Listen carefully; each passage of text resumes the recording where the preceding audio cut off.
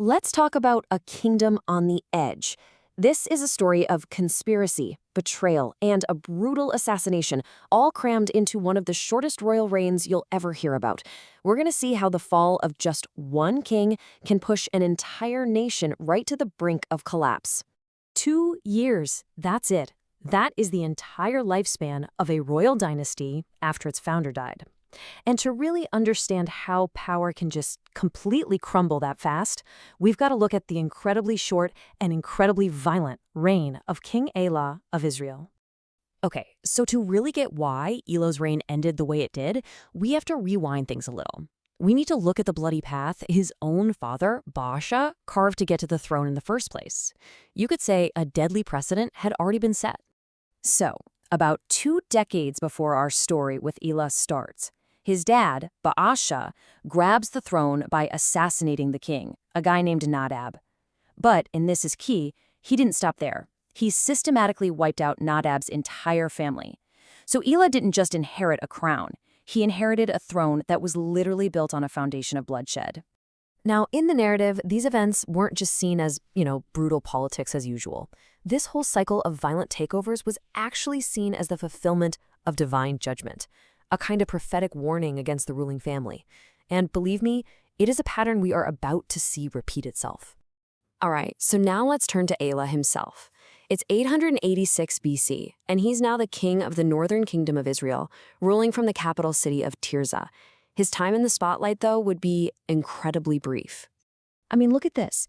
Elah's royal resume is shockingly empty. He ruled for just 2 years, did absolutely nothing worth writing down, and, this is important, he kept up the state-sponsored idolatry that prophets had been warning against.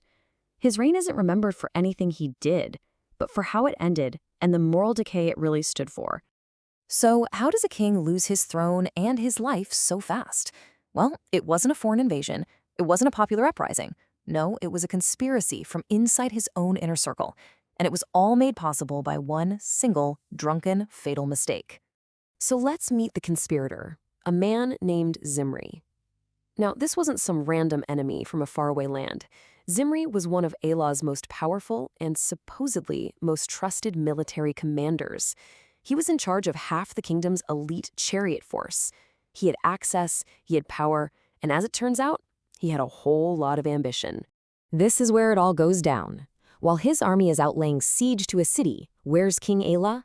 He's back in the capital, not even in his own palace, but at the home of his palace administrator, Arza, drinking himself drunk. He was distracted, he was vulnerable, and he was completely clueless about the danger standing right there with him. This act of getting drunk in public wasn't just some personal failing. It really symbolized a much deeper problem, a leadership that was just rotting from the inside out. The king, who was supposed to be vigilant, was instead incapacitated. He was completely neglecting his duties. And Zimri sees this as the perfect opportunity. He makes his move. The coup that happens next is swift, it's brutal, and, as we're about to see, it's an exact echo of the past. The cycle of violence is about to come full circle. The whole takeover was just brutally efficient. Zimri walks in, kills the drunken king, declares himself the new ruler, and then he does the exact same thing Elah's father had done 2 decades earlier. He exterminates the entire royal family, making sure no heir is left to challenge his claim. And this just highlights the terrifying symmetry of it all, doesn't it? The House of Baasha, which began with assassination and annihilation, ended in exactly the same way. It was almost like a carbon copy, fulfilling a prophecy of doom. Violence had well and truly begotten violence. Elah's story isn't just some personal tragedy. It's a really critical clue that reveals a deep, deep instability at the very heart of the northern kingdom of Israel. It's a pattern of internal decay that would have devastating consequences down the line. So let's zoom out for just a second. While all this chaos is unfolding in the north, the neighboring southern kingdom of Judah was actually having a period of stability and religious reform under its long-reigning king, Asa.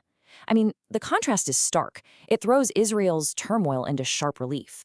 One kingdom has continuity, the other has a revolving door of assassinated kings.